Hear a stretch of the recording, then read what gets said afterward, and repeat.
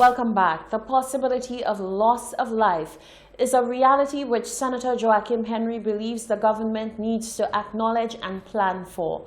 Following a presentation of these concerns to the Senate, Minister for National Security Herman Gill Francis responded to the concerns.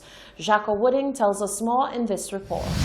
During his presentation at the Tuesday, March 23rd sitting of Senate, Opposition Senator Joachim Henry voiced concerns for the welfare of frontline personnel who will lead in St. Lucia's battle with COVID-19. Henry lamented the lack of discussion on the issue of compensation plans for persons who within their occupation must provide care and security to COVID-19 patients. With increasing global awareness of the risk factors faced by health and national security personnel when intercepting COVID-19 patients, Henry believes that their selflessness must not be allowed to pass in vain, more so in the case of contamination or fatal exposure. I was asking myself if, God forbid, those frontline police officers were to lose their life as they go about doing that kind of work,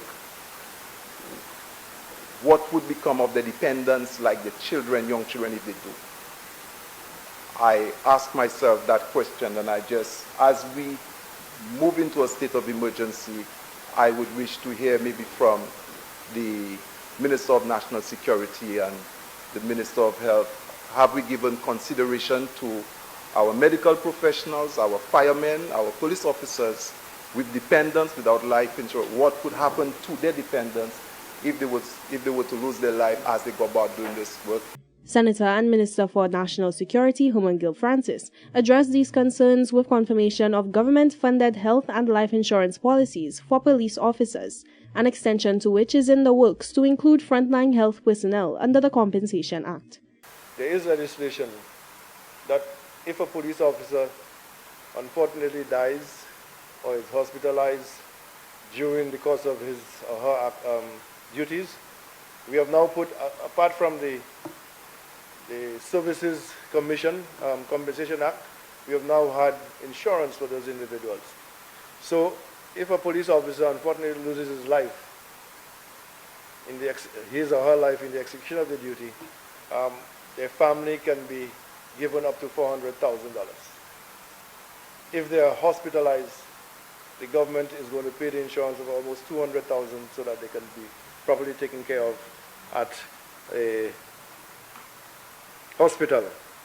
Francis underscored that it is never the goal of a government to anticipate the loss of life or injury of critical response personnel during a pandemic. However, he says contingency plans remain in place to allow the government to meet the demands of a variety of outcomes. For 7 News, I am Jacques Wooding. Thank you, Jacques. St. Lucian Olympian Janelle Shaper has added her voice to the call for nationals to promote and practice social distancing and the need to remain in isolation as the world fights this global COVID-19 pandemic.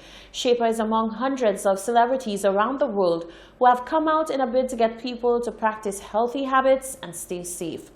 This week, she released a homemade video as she remains in self-quarantine in her home in the Netherlands, making her appeal to audiences and supporters to honor the guidelines of being quarantined as the world fights to stem the spread of COVID-19. The 25-year-old, who was diligently preparing for the 2020 Japan Olympics that have since been postponed because of COVID-19, encouraged everyone, especially her fellow St. Lucians, to observe the rules and most of all, to stay safe. SLP Senator Joachim Henry believes that many valid considerations were omitted during the government's move to declare a state of emergency. Among them, he cited a lack of intervention to ensure that daily paid workers are able to meet the needs of their families. Henry underscored that the regular operations of these people were already impacted by COVID-19 protocol, but the issuing of a state of emergency, he says, has the potential to bring all their financial activities to a staggering halt. There are a number of families who are unable to feed themselves on a daily basis, and they do what they call a hustle.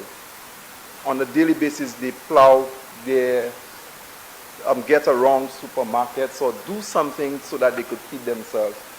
By some of the state of emergency, those persons, the ability to do that could be hampered, but they still need to eat and drink. So, and I give thought as to what happened to them, how do they continue trying to get a daily meal, and the means of doing so is not possible in this environment. He noted that all meal provision services by the church and other charitable institutions have ceased in keeping with social distancing protocols. And as such, he says hundreds of people are now without any avenue to receive a daily meal. Henry urged the government to act swiftly to prepare a plan to feed the island's homeless and unemployed as figures continue to rise with the closure of businesses. A number of other persons who are in the city who rely on being fed by the church, our homeless people, you know, I think of what would happen to them because the daily meals come from the benevolence of organizations, and they queue up in large group of probably on Brazil Street to get a meal, you know, and other parts of St. Lucia. Those persons, I think of what would become of them and how do we continue to make a meal available to them. These are challenging times for the government, but the well-being of every St. Lucian is important. That was Opposition Senator Joachim Henry. Attorney at Law Thaddeus Antoine and some on the opposition side of Parliament have expressed the view that the declaration of a state of emergency was premature. They argued that under the Public Health Act and the Quarantine Act, the Prime Minister had all the power that he needed. We took to the streets to get your views on the matter. Was the state of emergency declared in St. Lucia premature? On Monday 23rd, a state of emergency was declared in St. Lucia. In your view, can you tell us, do you think this was done too early or too late? You call it thing too late. Should call it more early. Why? Can you tell us why you think? No, but the thing spread out. It's a long time the thing spreading since January this year. So why is now we call state of emergency? Why? I'm well afraid. I'm going home straight. Right. That's the right thing. You think it's right on time? Yes. Yeah, I will take precaution. To create total, because c'est ça we fait ici, ça a fait un réponse trip. But ma paix ça, because c'est l'homme qui fait, avec nous pas ni si nous tomber ici, depuis yo voyez malade ça, soleil la fouté, wap, nous ka déchirer ça. I believe it's too late. Reason being is that sometimes what we intend that most of our solutions like to take things, do not like to take things seriously. So if we had to go a step forward then and actually speak about it and do the necessary things, then people would have been better off. I didn't get to listen, I didn't get to see it or hear it, but on my opinion, I think they're doing the right thing in terms of allowing people to do what they can in terms of their self, their families, their friends. But other than that, what can I say? And this is what the public has to say. Reporting for Hot 7 News, I am Genevieve Gonzalez. The National Taxi Union has denounced statements by former President Lucien Joseph. The union says Joseph was being misleading when he appeared on a Government Information Service COVID-19 program, seemingly speaking on behalf of members of the National Taxi Union. Jacques Wooding reports.